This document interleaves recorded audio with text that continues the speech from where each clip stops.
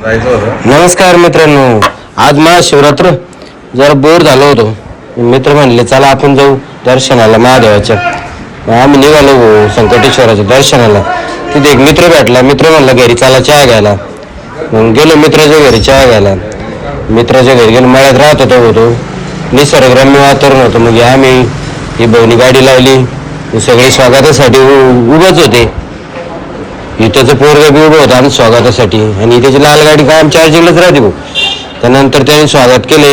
आम्ही घरात गेलो बसलो. फॅन बिन लावला त्यानं. लाईट नव्हती पण फॅनचं बटन दाबून दिलं.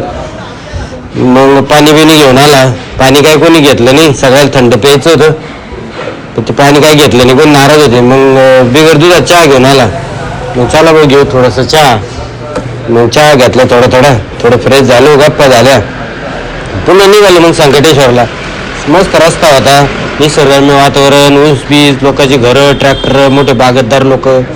चाललं हळूहळू. मग आलो जवळ आवाज येत होता मंदिरात भजनाचा.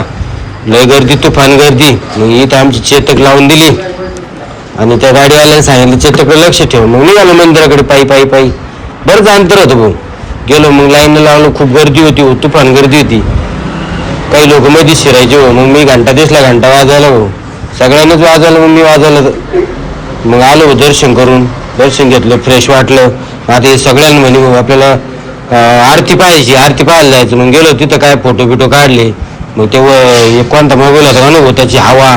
एक जण उभा राहिले आणि निघालो घराला. मग काय दर्शन बिर्शन झाले. आलो घराला.